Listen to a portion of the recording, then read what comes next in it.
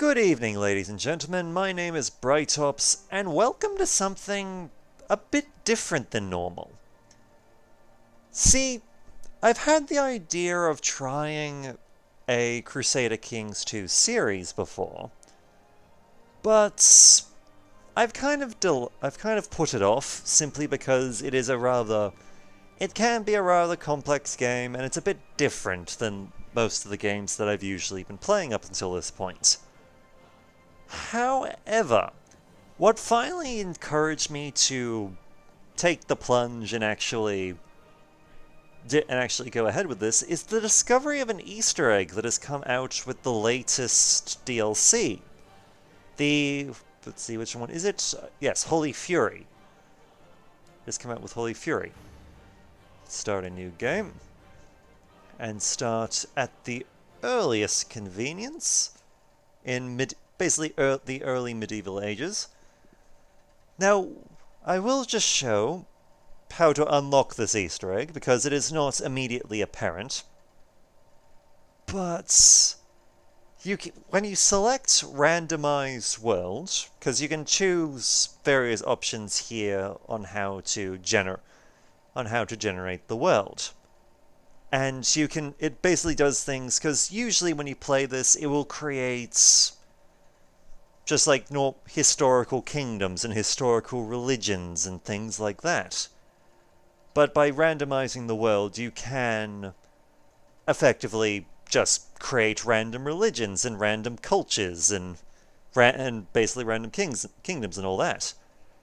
However, the Easter egg I want to show requires you to go to culture, and you have to hit the button, circle through it a few times before you unlock what is known as the Animal Kingdoms option, which effectively means it's basically the name's what it says on the tin. You will get, instead of everyone just being human and having different culture, like different breeds of culture and all that, you will actually have proper kingdoms of animals, such as dogs, swans, porcupines, that sort of thing. You can also have the option of going for a full-on animal world, which basically means the difference between animal world and animal kingdom is animal kingdoms, there would still be humans in the world. There would still be, say, the equivalent of England might be human, but the equivalent of France might be dragons or something. And yes, when I bring up the example of dragons are an option for animals to pop up. Whereas Animal World, there's no humans. It's just pure animal. And I decided, let's show this off a little bit. I will admit, I'm not 100% sure if I'm going to make it a series about this. I kind of want to see what viewers think, and if they would be interested in seeing a series like this. But I decided to take this video just to basically create a random world, see what races are in it, what religions have sprung up, what kingdoms have risen as well, and maybe pick out a place where I kind of want to start playing from, and after that we'll upload this video, see what the feedback is, and if people want to see where things go, I would be happy to play the tale of whatever family we happened to have started with, and see if we can lead them to greatness or disaster as the years carry on. But let's see, we selected Animal World. Okay, let's do this. Randomizing the world.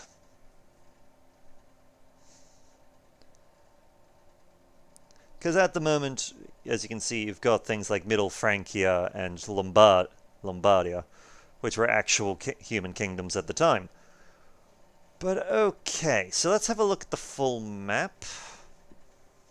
Before we have a too close a look at kingdoms and all that, let's have a look at what races are actually here, which is culture in this case.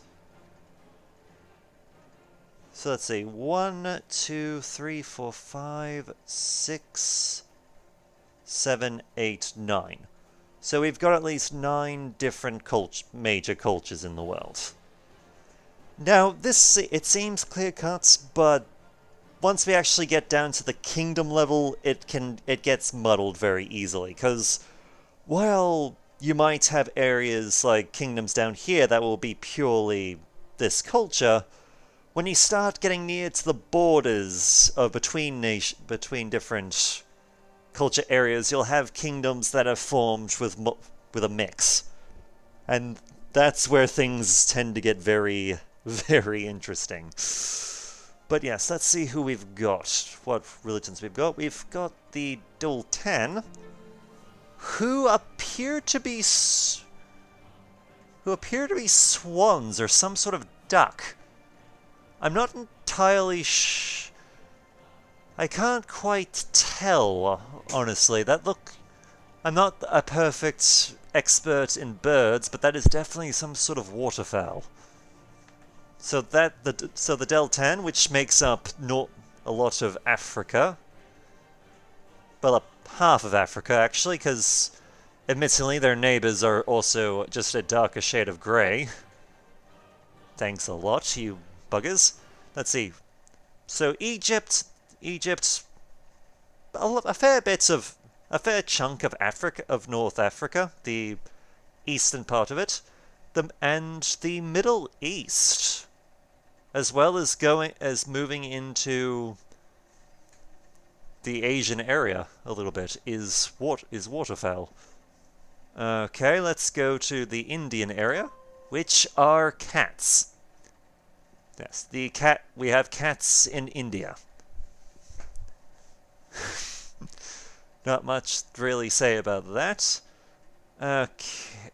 In this case, they are the Anapan, Anupan, I think is how you pronounce them.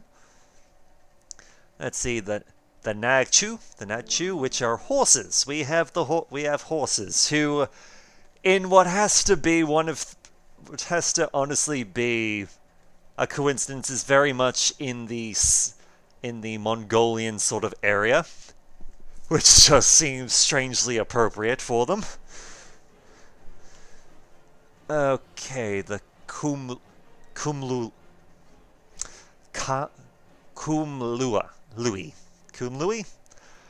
I will admit I am not the best at pronouncing these names, but if someone can correct me, that'll be fine. That's just off the top of my head. Which are polar bears. We have polar bears in the Russian area. At least I think that's the Russian area. Russia's kind of big. Russia's kind of big, so it's kind of hard to tell just exactly where the traditional Russian lands are, but we do seem to have Russian polar bears, which is also ridiculously appropriate. Okay, so in the Scandinavian and Eastern European area, we have the Muscovite, which are... I think those are hedgehogs. I think hedgehogs, porcupines, I'm not sure. I can't really tell the difference between the two too easily.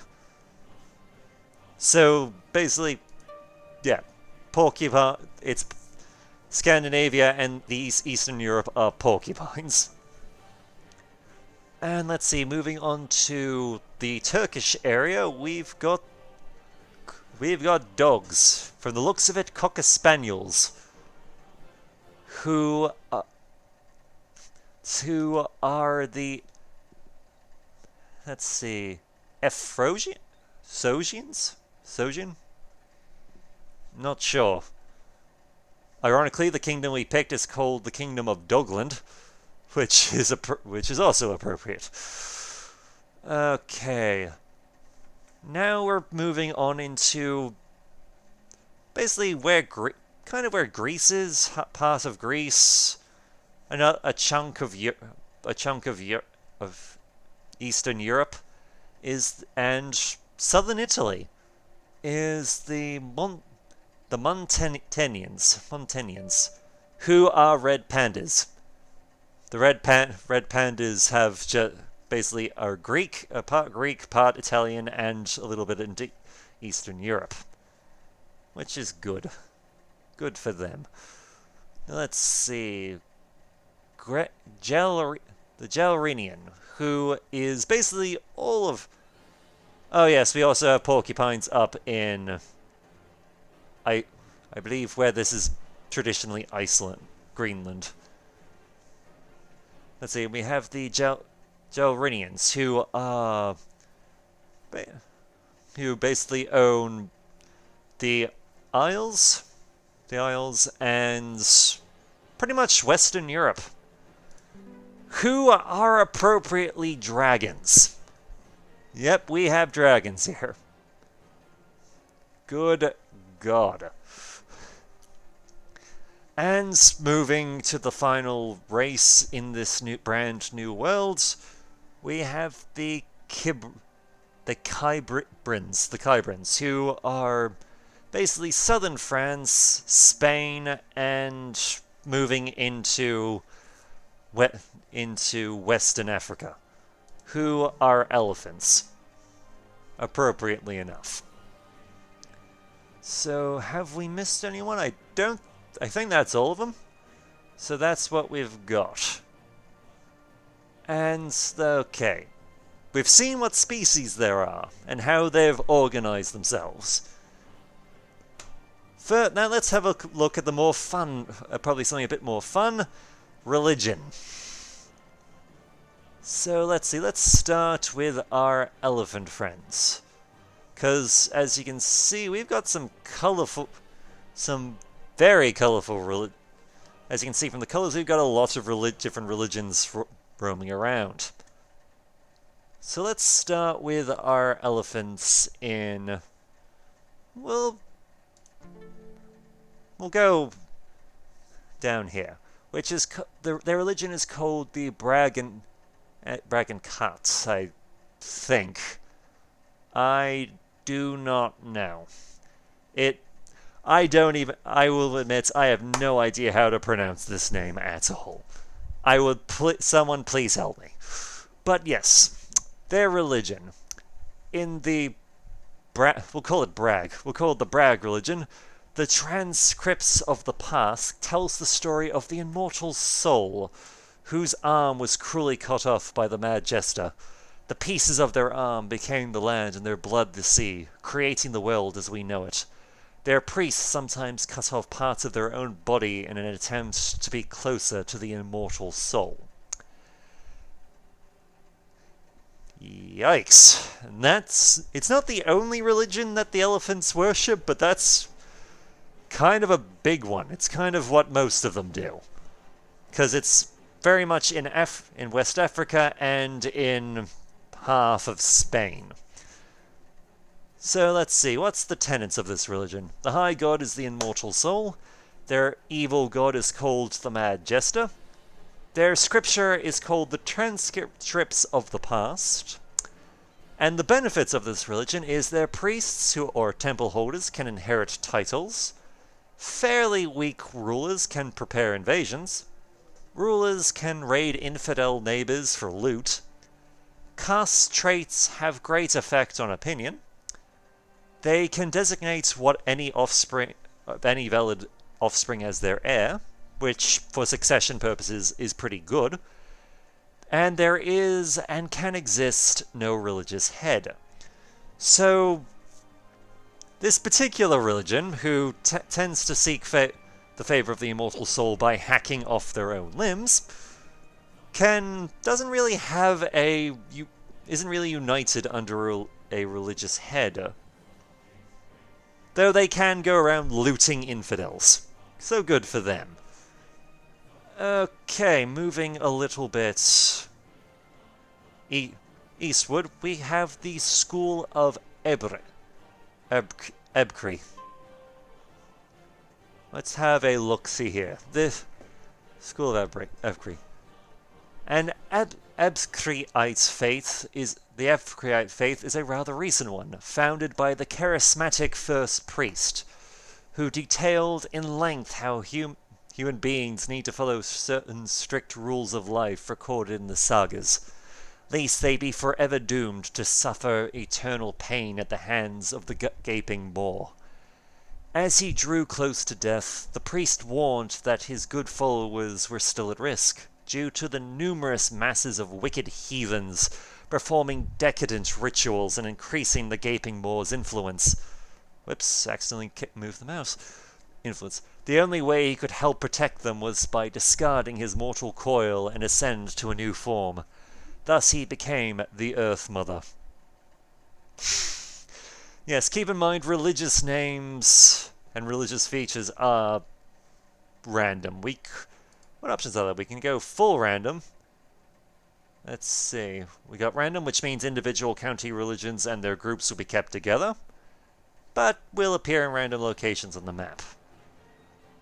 So basically what this means is you'll have religions sort of in a centralized area. Like how the school of Ebrek here is in... basically takes a fair bit of Africa and pushes into the Middle East a little bit. Whereas if we went full random, it could just appear goddamn anywhere. Oh wait. No, never mind. I was wrong. They'll appear in random locations on the map. Heresies and special religions, such as the Aztec religion, are included. No, not important. Or we could just go historical. So religions of the human religions would be in the area. So, for example, we would have basically the tribal beliefs of Africa down here. We'll have the Sunni faith going through in this area. The Catholic faith would be up here if we went historical. We are not. We are just going full random here. But yes, the High God is the Earth Mother. The Dark God here is the Gaping Maw, which is a great name for an evil god, to be honest. The Scripture is the Sagas. Let's see, Autocephalous Patriarchs under Kings. The Elsaminial Patriarch can excommunicate people of their own religion. The Patriarch. So that's basically the head of the excommunial Patriarch is the head of the school of Ebrek's religion, though at the moment they don't seem to have one. It's more a case of it can be created, but they don't have one currently. So let's see, they can excommunicate people of their own faith. They can grant divorces. The head of their religion can grant the invasion casus belli, which means that you can it's basically a case of you can go to the head of your religion and ask, please give me the right to claim this territory for myself. It gives you justification to do so. Let's see, rulers can order adult unlanded courtiers to take the vows, so they'll basically become monks and stuff. Rulers can raid infidel neighbors for loot. Not surprising. Vassals do not mind if their levies are raised, which can be important later on to the mechanics. Let's see. Men of this religion can have up to 4 wives, unless they are allowed to have concubines.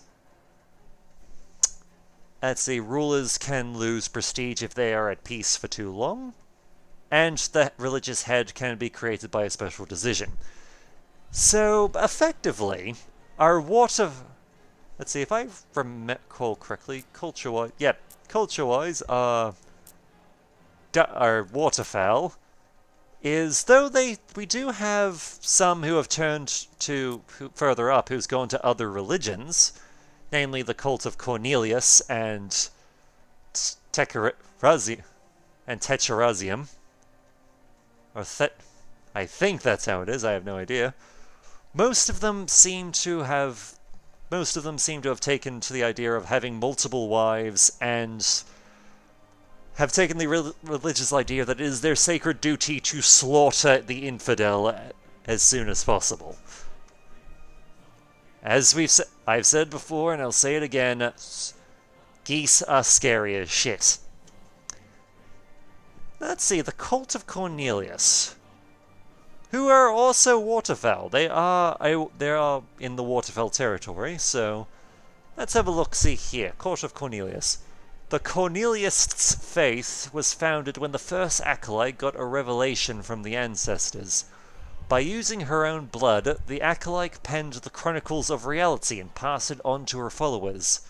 Since then, many other acolytes have had revelations, though all of them about the gaping maw and how the world will end.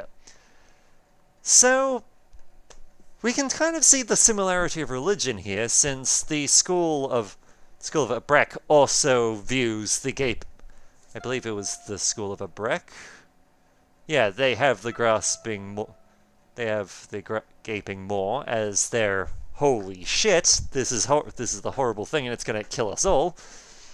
But in this case, these particular waterfowls worship the ancestors, and they follow a different scripture.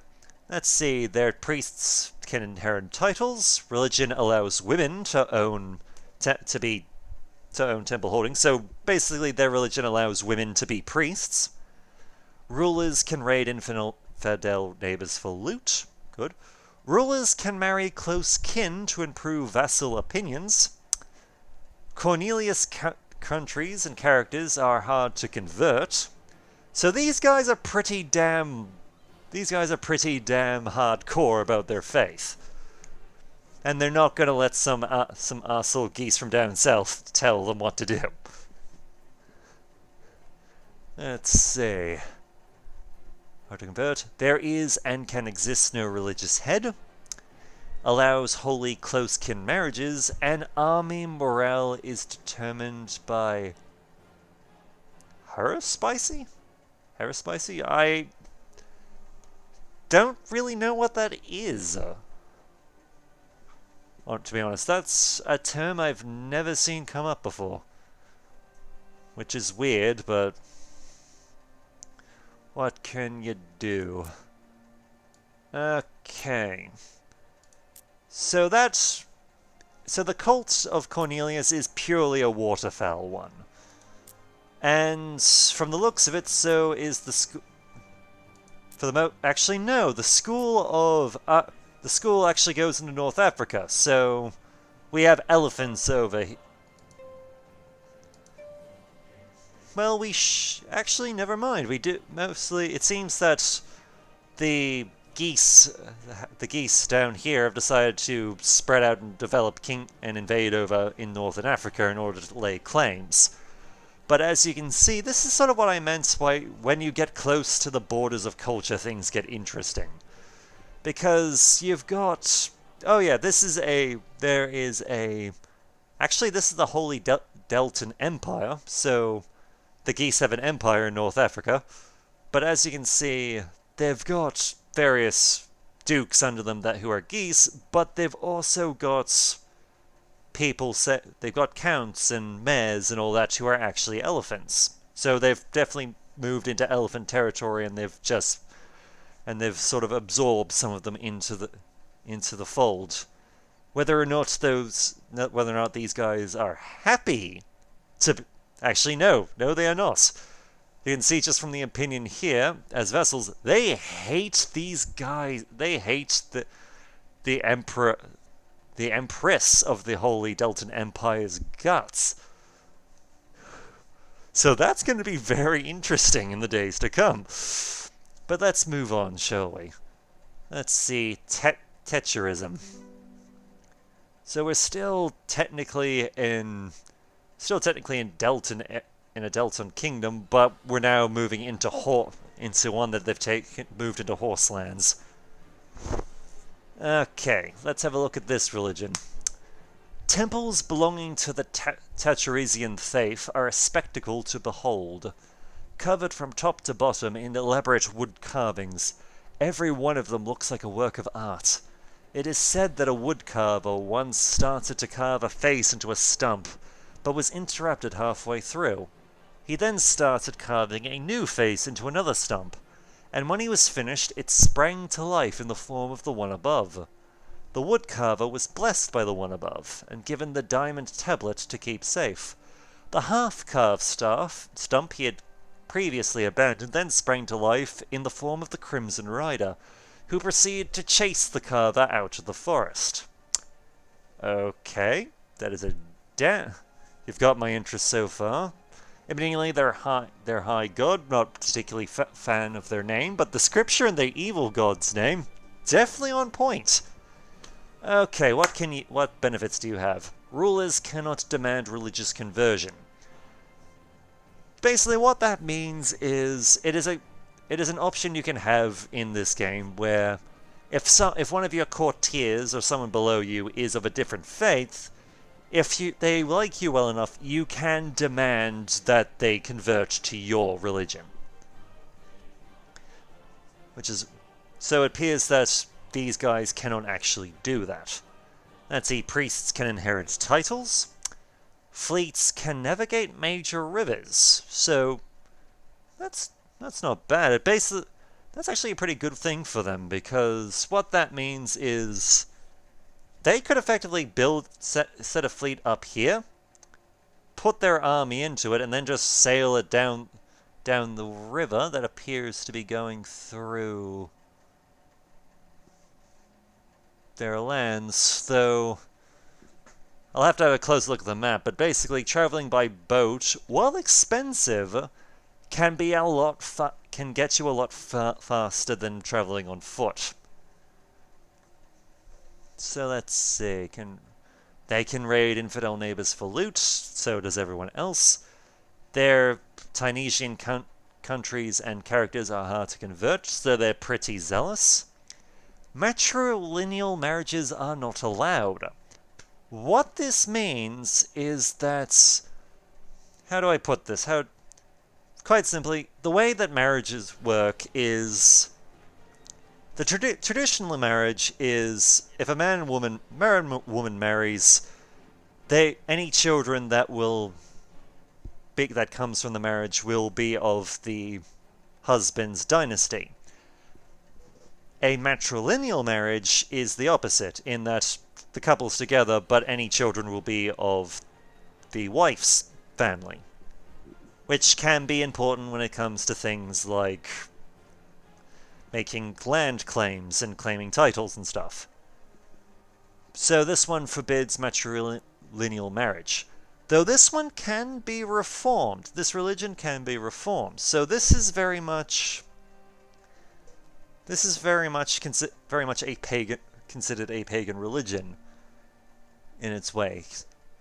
So, and at the moment it does not have a religious head. So the way that reforming religion works is there are lands in the world that are of strict importance to different religions, and if you have them, if your religion controls them, then your religion has a lot more authority, has a lot more grounds to work with. It's sort of like how Rome is considered a holy city for the Catholic faith. If a pagan nation like these guys, if a pagan religion like these guys if one of their members can take 3 of the 4 holy sites of their faith, they can reform the religion into something a lot stronger, something that is a lot more orthodox, and thus has a lot more power and can defend itself against other religions a lot better. An example of this. A good example of this would be Christianity in the Catholic faith, in particular. Though not saying that other branches of the Christian faith are invalid. It's just that they've gone through quite a few reformations over time. Let's see, they can possess no religious head. Naval maintenance is greatly reduced. So they can not only ride ships across rivers, which other religions can't, at least none we found so far. But they actually have a much easier time maintaining a fleet, and women are entirely excluded from all positions of power. So not a very tolerant bunch, this faith. Not a very tolerant bunch. Let's see. War Horsist. The War Horse faith. Let's see. The healers tell of a time immaterial, when gods and mortals lived together on earth. The latter were as slaves and playthings to the first. After many sunsets, one mortal had enough of this servitude and rose against the foul gods, driving the billions of other mortals to stand with him in a fight for their freedom. In the end, the gods were driven out, repelled to the far corners of the universe, where their remains amalgamated through rage and vengeance into what we now call the ravenous hunger. The rebellious mortal himself was drenched in divine blood, becoming the artisan of the stars, a godlike entity as strong as the will of all mortals on earth. In the well-protected The Skin Book sagas, it says that the remnants of the evil gods draw closer to their lost realm every time a mortal indulges in corruption and decadent behavior, and that only bravery and willpower can wake the artisan of the stars to protect reality from certain doom. Okay. The Warhorsists currently have probably one of the the best religions I've heard so far, with the greatest names of appropriately named gods. Like, their high god is the artisan of the stars, who currently is at war with the remains of other gods that are collectively known as the Ravenous Hunger. And their scripture is the skin-bound sagas. Good God, this is awesome. Okay. Rulers cannot demand conversion. Priests can inherit titles. Rulers can raid infidel neighbors for loot. Vassals do not mind if their levies are raised. Rulers lose prestige if at peace for too long, which is honestly not surprising because war is literally in their name. Armies ignore defensive attrition. Ooh, that's a pretty good one for them, actually. And characters are born under specific zodiac signs. Appropriately, this religion is right smack dab in the middle of horse territory. That's a unicorn. Just the king of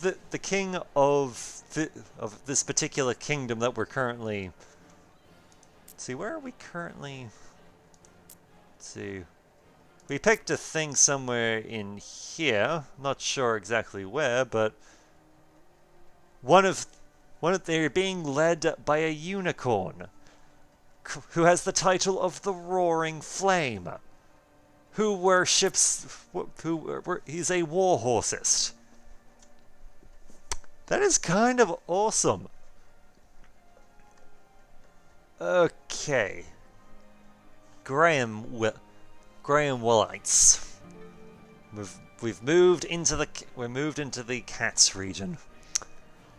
In the beginning there was only fire, and out of that fire the 5 craftsmen forged the world.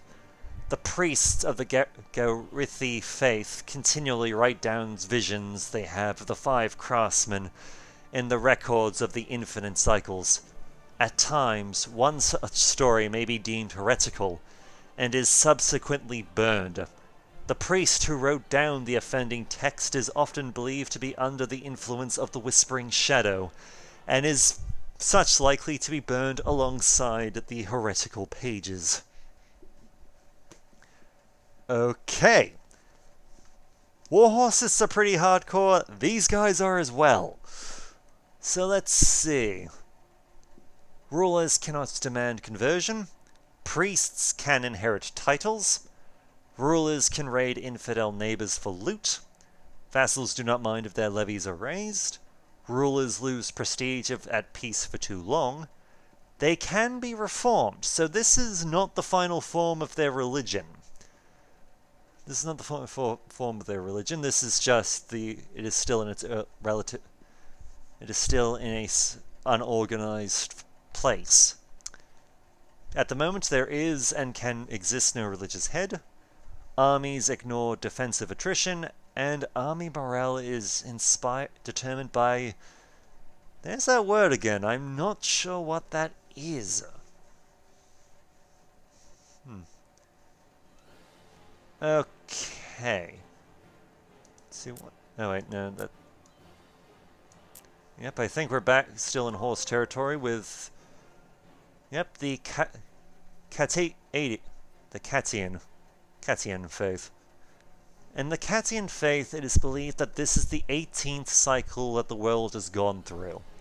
In every cycle, the Unfallen, protector of life and light, fiercely battles that without a name, feeding on death and darkness. As stated in the legends, the only way to prevent that without a name from destroying the universe and starting another cycle is to grant the Unfallen energy through specific rituals, such as always having 3 candles lit during moonless nights, or celebrating with family every day before and after a full moon. Good God! Just India and the Asian steppes just have the awesome religions. Good God. Okay. Rulers cannot demand conversion. Priests can inherit titles. Rulers can raid infidel neighbors for loot, yada yada. Vassals do not mind if the levies are raised. Matrilineal marriages are not allowed. Rulers lose prestige if at peace for too long. Their religion can be reformed, so this is much like the cat. Cat's not the final form of their faith. Let's see. There is and can exist no religious head. That can change if they get reformed. Women are excluded and are entirely excluded from all positions of power. And rulers can sacrifice infidel prisoners to gain piety, unlock ritual decisions, and the Flower War Casus Belli. Interesting. Let's see, the Church of Walporium. Let's see, Church of... or Valperium, or however you pronounce it. The Valperium faith is as old as the world itself. Their deity, known only as the Source, is said to have created the world for the Valperian faithful to live and thrive in, by condition that they follow the rules set in the transcripts of the past. The transcripts of the past are passed directly from the Source to the first Valperian priest. Followers also believe that the Eater of Fate and an army of dreaded heretics and heathens seek to undo the entirety of creation and doom the Valperian faithful to eternal darkness. Once again, pretty good, pretty solid religion well, it's very close to the border with China, I think. We're getting very close into Chinese territory, but yeah, they've got very much... Just this section of the world just has the awesome religions. Let's see, rulers cannot demand conversion, priests can inherit titles, religion allows women to own temple holdings so they can be priests. Fairly weak rulers can prepare invasions, rulers can raid infidel neighbors. Vassals do not mind if their levies are raised, rulers lose prestige if at peace for too long. And their faith can be reformed, so this, like the others, is still in its early stages. Let's see, there can exist no religious head. Rulers can sacrifice infidel prisoners to gain piety, unlock ritual decisions, and the Flower War Casus Belli, and armies ignore defensive attrition. So let's see. This one, and this one, all their religions, their rulers cannot be at peace for too long. Otherwise, they'll start taking hits to their prestige. So this part of the world is going to be a clusterfuck. Very, very quickly. Actually, remind me, do these guys... Let's see. Yeah, these guys do not have to worry about being at war, so it's just these ones who are going to be in a bit of a bit of a chaos. Okay, the Madhurite.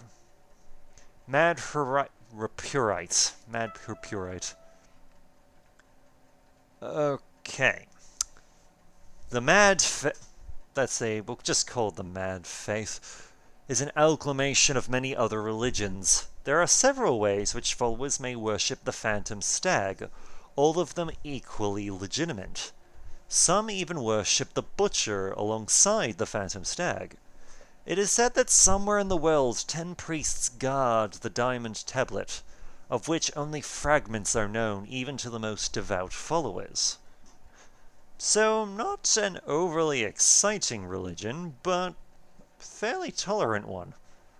Okay, rulers cannot demand conversion, priests inherit titles, rulers can raid infidel neighbors for loot.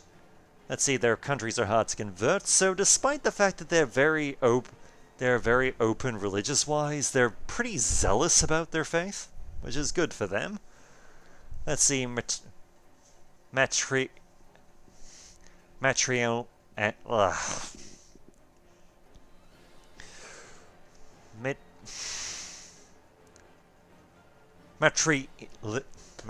I said it earlier. God damn it, I'm having a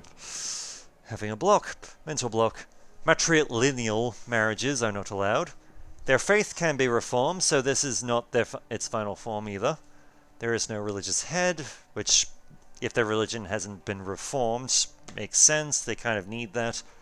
Women are entirely excluded from all positions of power, and characters are born under a specific zodiac sign. Okay, so we're moving up into Russia, which, let's see, for the most part is the polar bears. Though there are some down here that have converted to the local, that might be a part of the local faith, but let's see, the School of Loot, which is largely the polar bear religion. The Lutites' faith started a long time ago, when a hunter in a now-forgotten forest followed a purple-feathered bird with large wings to a glade in the heart of the woods. There, the hallowed manuscript lay between 5 trees with golden leaves. The scripture recounted how this forest was the resting place of the divine, an entity that had created the world at the cost of its life, after confronting the void. Since then, the elders have spread the word in gratitude of the divine, to whom they show respect by venerating nature and by burying their dead along with the branch of a tree, allowing them to reunite with their creator. Damn! The Russians have a good religion. The Russian polar bears have a pretty solid one. Okay. They have a religious head, too, which we haven't seen for a while. The Moabandian Mobad. I am probably butchering that. Please, someone tell me how to pronounce that word. How to pronounce this title.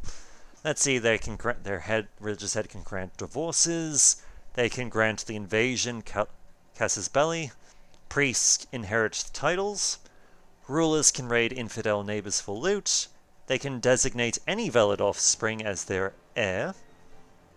There is always a head of their religion, landed or not. And upon reaching adulthood, characters perform a rite of passage. I'm not entirely sure what that rite of passage is, but damn, Russia's got a solid one. Okay, oh, there's a religion here in between here that I kind of missed. Draft Horseite. Wait, no, hang on. Okay, there it is. You can't, because while religions can be seen, sometimes different, because of conquest and all that, different kingdoms, you'll have different people. For example, we have actually, I think King Fluff.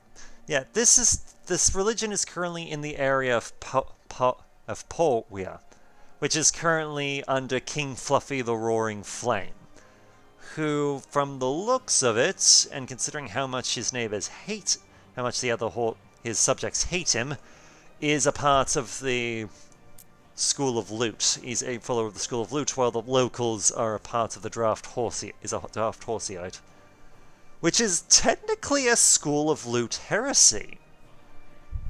That's an interesting turn of events. They also have their own religious head in the Armag.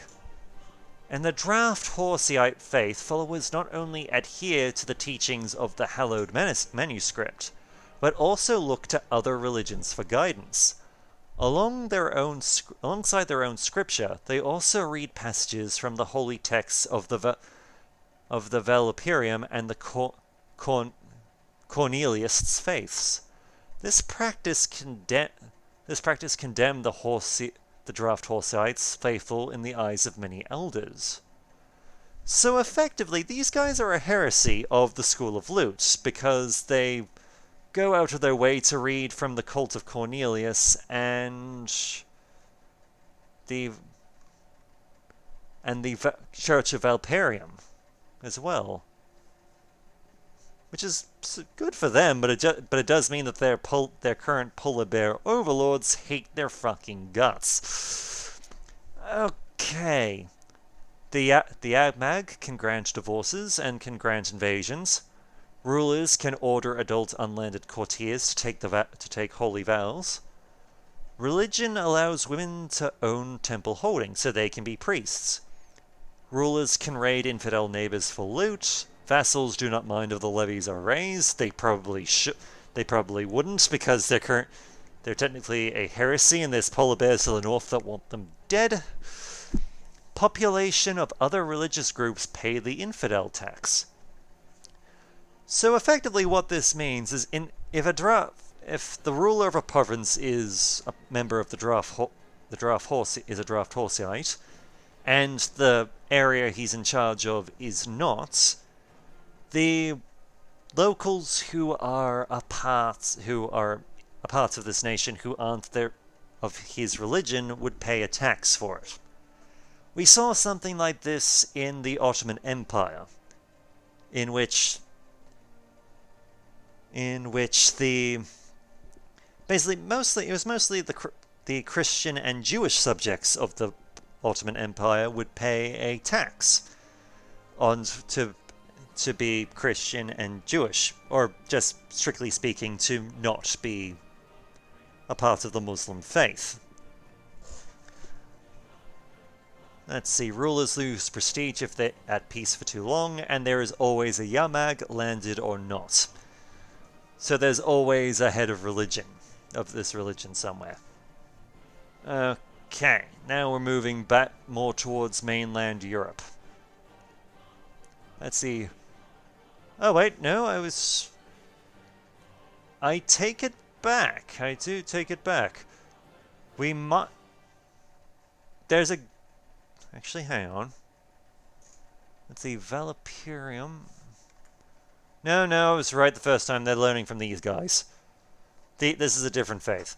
Let's see, the Viridian faith, which is the faith of our red pandas, or at least some of them. Let's quick look. Oh wait, no, that's government. Yeah, some of the red pandas, because the red pandas appear to be somewhat split. Though from the looks of it, this is also the faith of the dogs and most. Yeah, it seems to be also the main primary faith of the dogs in Turkey as well. Okay, so the Vidium. In the Vididian faith, ceremonial dance is seen as the most important aspect of worship. Both men and women meet together to dance, preceded by a host of archons. Song and music are always present, and the sung texts are often directly quoted from the Book of Illumination. Their holy text, the Book of Illumination, tells the story of the great love between the Owl of Omniscience and the Rot. It is said that before their falling out, the Owl of Omniscience and the Rot danced together constantly, as they left each other's side day and night where it was created. Okay. And that actually makes a bit more sense why the dogs worship it, because they might worship the... Considering that their high god is... Actually, considering that we've got the Owl of Omniscience and the Rot, I'm not entirely sure which one's day and which one's night. And from this... Not really sure, but... Let's see. Rulers cannot demand conversion. Priests inherit titles. Religion allows win priests. Rulers can invade neighbors for loot. Let's see. Countries and characters are hard to convert, so these guys are pretty damn hardcore with their faith. It can be reformed, so this is not its final form. There is and can exist no religious head. Upon reaching adulthood, characters perform a rite of passage. Probably some sort of ceremonial dance, I'm thinking, from the flavor of their religion. And characters are born under specific zodiac signs. Okay. Now let's see, what do the Scandinavian red pandas... Wait, it wasn't the Scandinavian... Wait, what?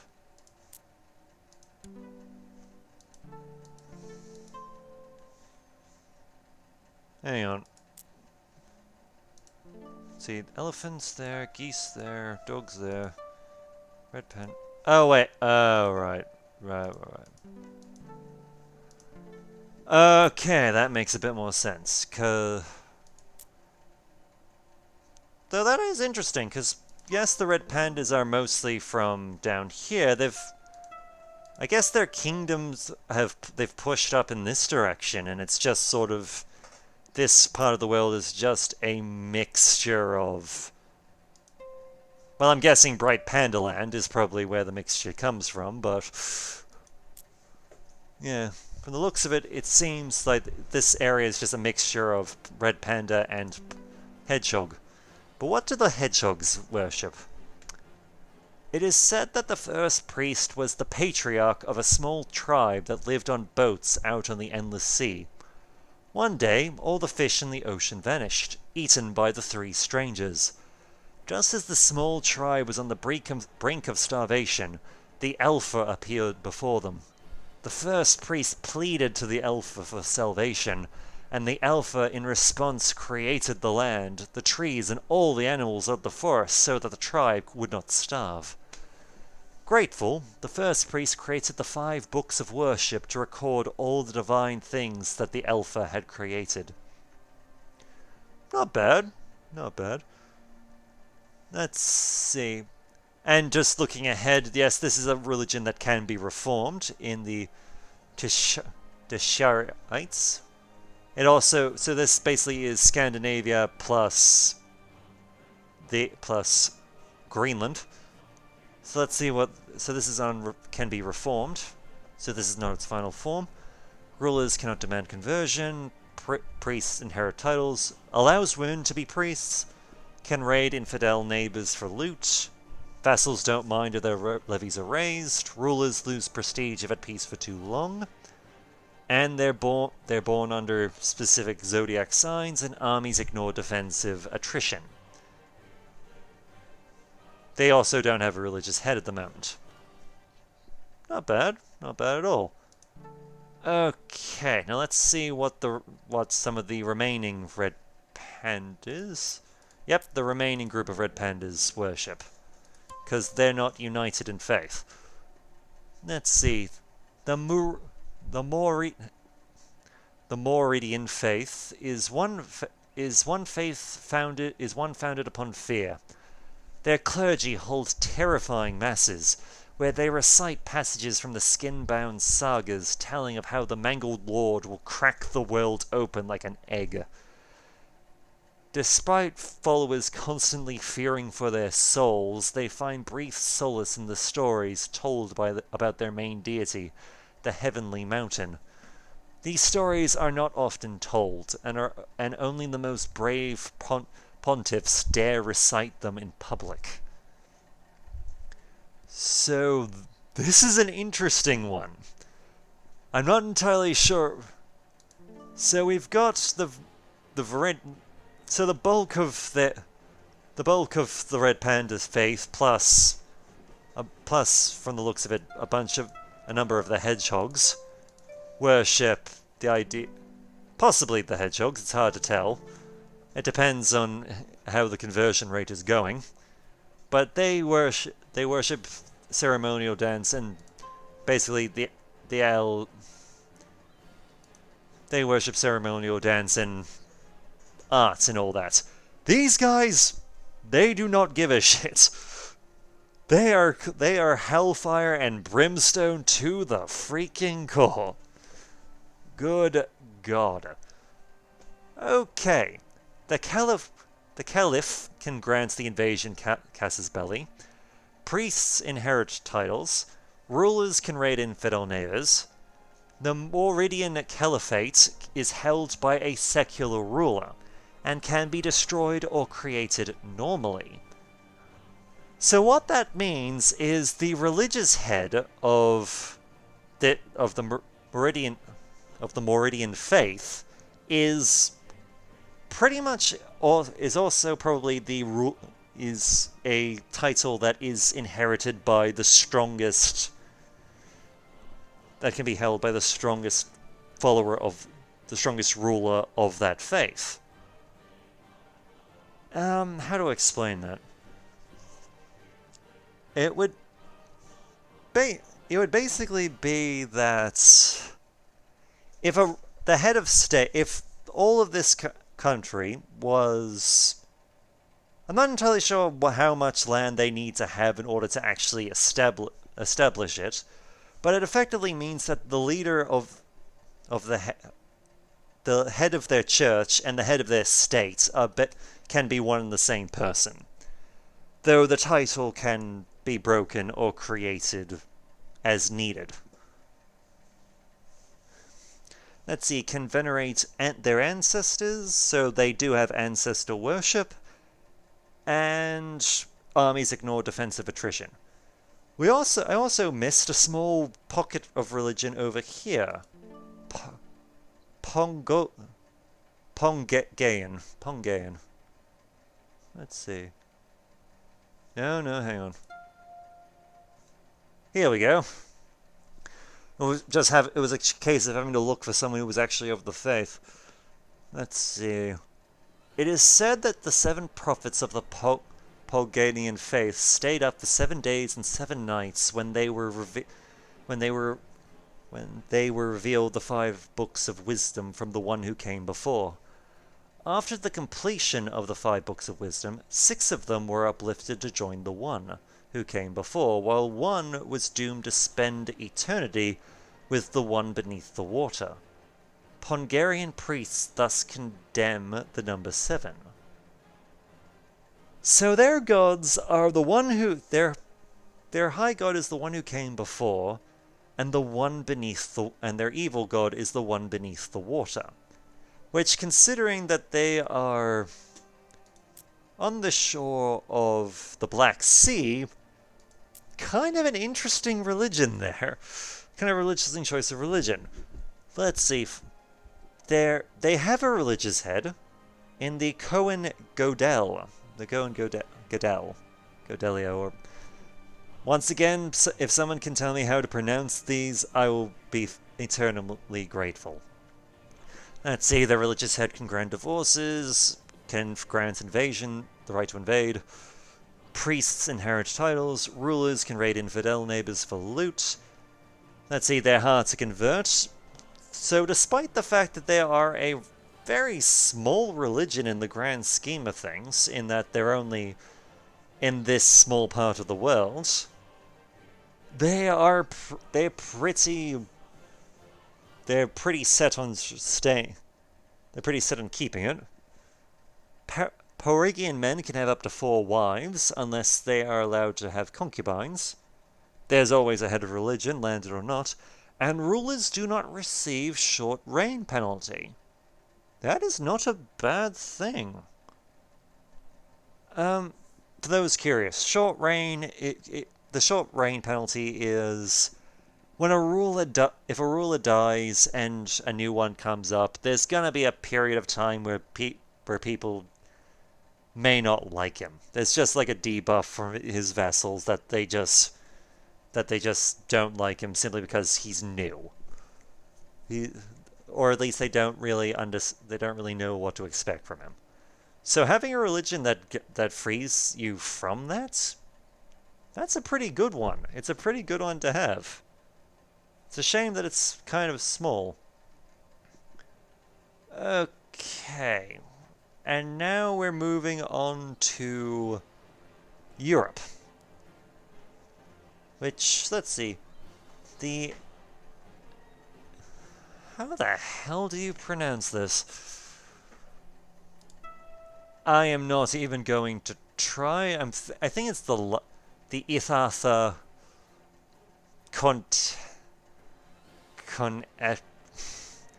we'll call them the Iathas. The Iatha faith is one based largely upon the sense of touch, with adherents locking hands and holding each other's shoulders during prayers. Worshippers frequently embrace the priests both before and after a religious ceremony. To bless someone, a priest must embrace and lift the chosen one towards the sky, so that the moon may reach down and touch their souls. Their holy text, the Blood Book, outlines the jealousy borne by the main enemy of the moon, disease, the one who must not be touched. Okay. You know, this is even funnier. This is even just the fact that this is a religion that worships the moon, is dedicated to touch, and fears the evil god disease is kind of interesting. It's funnier when you consider that we've entered into dragon territory. These are dragons who are doing this. Good God. Let's see. This is very much a caliphate. So much like the Red Pandas here, if one of these guys gets strong enough to basically declare themselves head of religion, they basically can be the ruler of an empire and a religious head. So good for them. So being their religious head can grant invasions, priests inherit titles, rulers can raid infidel neighbors for loot, rulers can marry close kin to improve vassal opinions, and allows holy close kin marriages. Let's see. They're difficult to convert, so that these areas are hard to convert, so they're pretty zealous, and they venerate their ancestors. So a bit of ancestor worship is a part of their thing. So this religion goes from the looks of it, it sort of goes through all of... Yeah, right. It covers the Isles, it covers the United Kingdom, pretty much all of Middle Europe, the top of northern Italy, and northern and eastern Spain, as well as the islands in the Mediterranean. This is a pretty big. This is a huge religion. Good God. Also, just having a look at the species itself of dragon, who are called the Garanians, for the modifiers they get, they have less fertility than most. They have much less fertility, so they don't breed quickly. But they have +4 health, which probably is a sign that, you know, considering your dark god to be disease itself is a pretty good... When you're combating it, probably helps keep you alive. Let's see, Church of Friestad. Let's see, the Friestadian faith is very peculiar in that ceremonies and sermons are always sung. The priests are picked among followers based on the tone of their voice, as their deity, the heavenly wheel, is said to have conveyed the chronicles of reality entirely through divine song. The main enemy of the Heavenly Wheel is the Mad Jester, who cannot sing. Mute people are deemed cursed by the Mad Jester, and are often excluded from Mass. Again, also a dragon This is also dragon territory. It's a lot smaller than the other one, but these are basically, this is France. This is a religion based primarily in France, actually.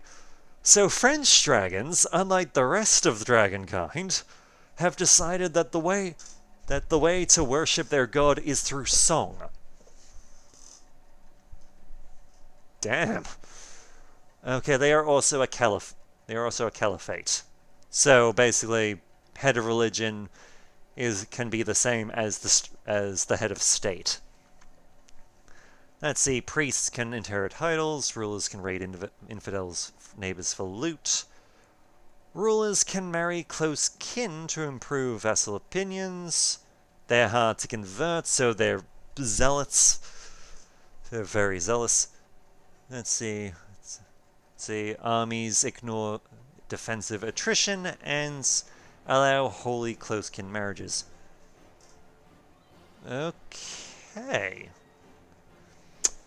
Well, that's the fates of this world. Which is... damn.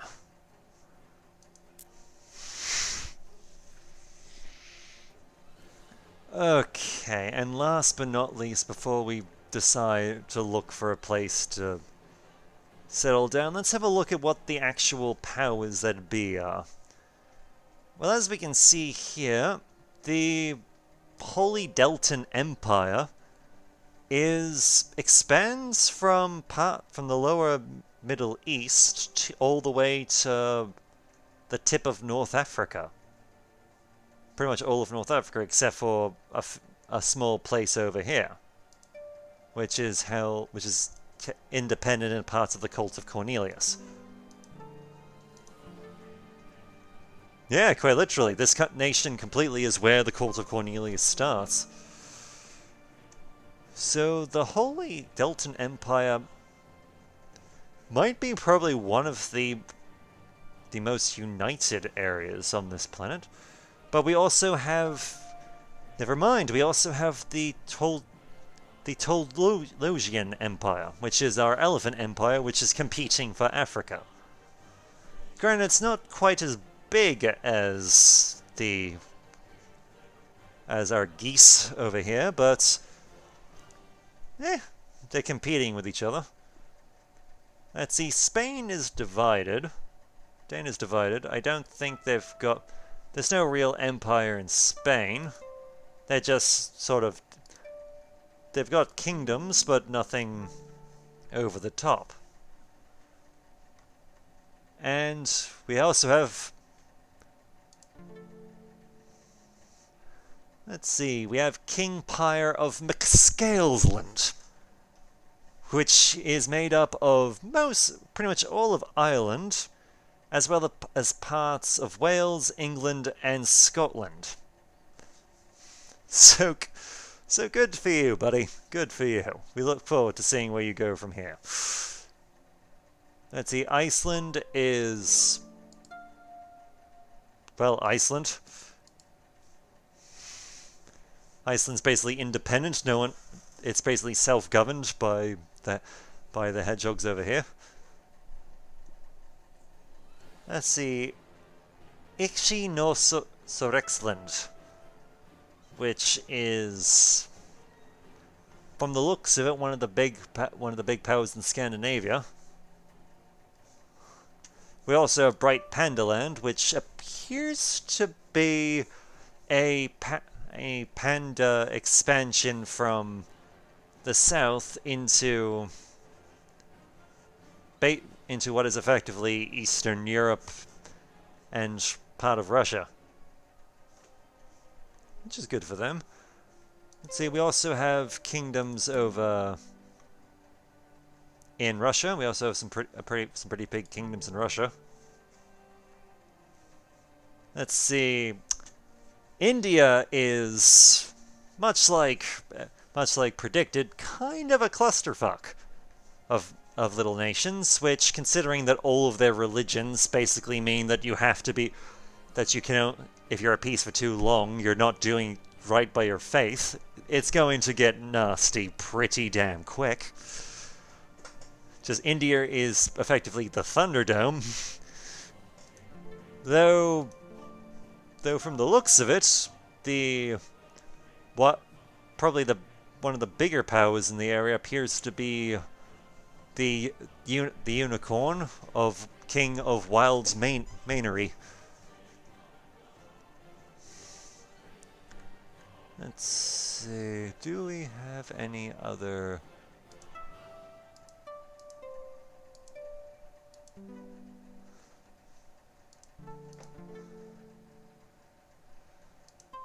Let's see, we've got some... Yeah, it seems that we've got some kingdoms also Oh dear God, the names of some of these places. We literally have Bear Raccoon Land, ruled by King Peyton of Bear Raccoon Land, and a great deal of his vassals are dragons, many of whom do not like him. This can vary from just mild dislike to I will sell my soul to kill you, you little furry bugger.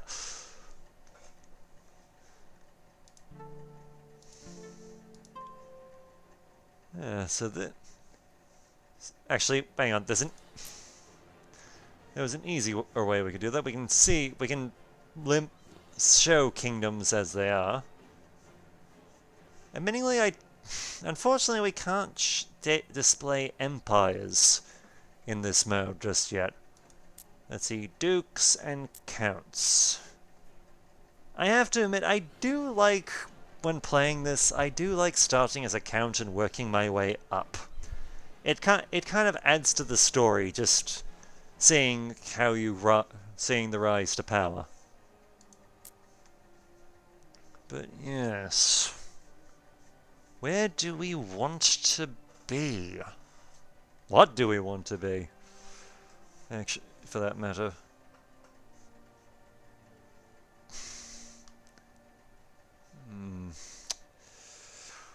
Because the thing is, I kind of have to... The thing is, I kind of have to play it as to enter it and start a thing, otherwise I'm fairly certain that I would have to remake the thing. I would have to redo a different world. And after spending all this time exploring what races were here, what religions are here, that's not happening.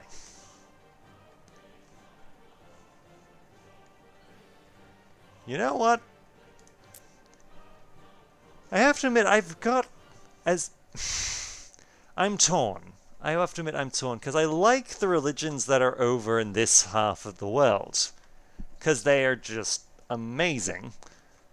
But I also love the idea of singing French dragons. It's just one of those things. So what have we got to work with here? I don't particularly think this guy's going to last long. We have a teenager who hasn't quite grown old enough to inherit his country yet, who is an independence between some pretty big places. This guy, not going to last. But, let's see, religion.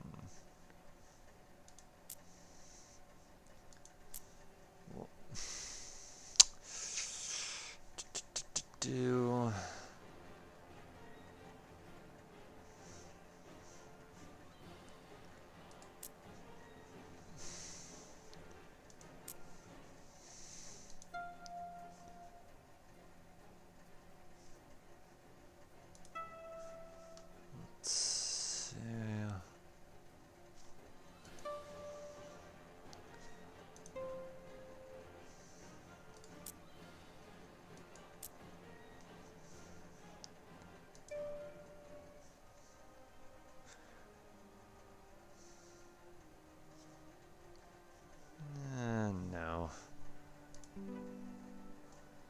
Sorry I'm taking so long. It's just trying to find the right place.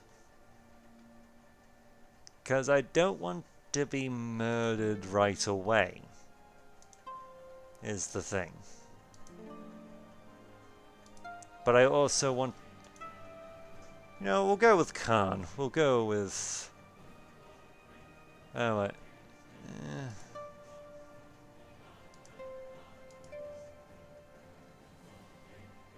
You know what? We'll go with Maine. Chief Bernie of Maine. Seems fun because he's of our singing faith, and I'm happy to do that. Let's see. This is going to be difficult. We are serving under King Khalid of Courland, who has a neutral opinion of me, and I pretty much hate him. So this is going to be interesting.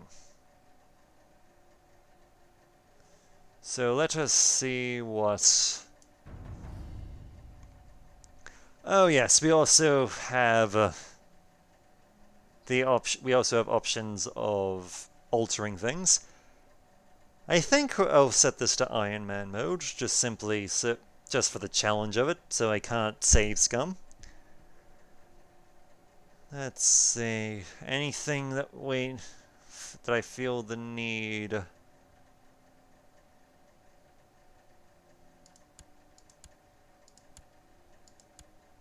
Yeah, we can leave Jade Dragon.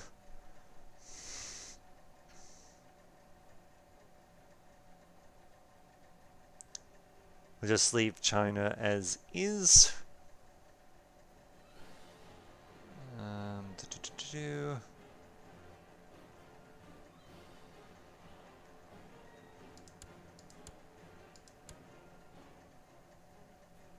Okay.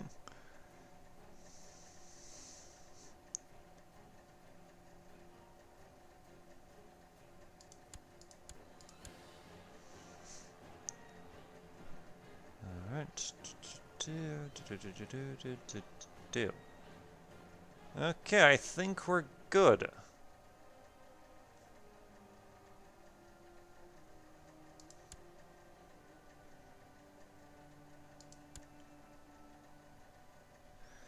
Let's see. We have the option of we can pick the cultural title names.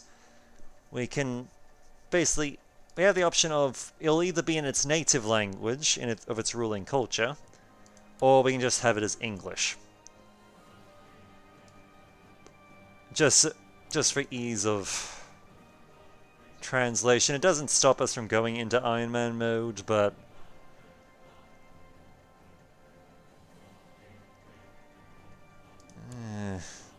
you know what? We'll throw it on just to see what things that just see what names come up.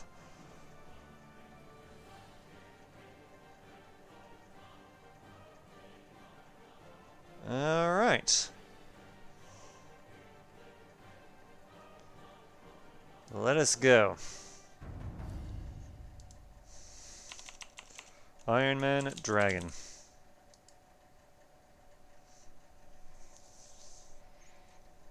And we're going to leave it there for now. Having explored this world, and having looked at what religions it has, and the peoples of it, I'm curious to see if people want to see me actually play a series on this. However, until then, my name is Bright Ops, and I look forward to hearing from you.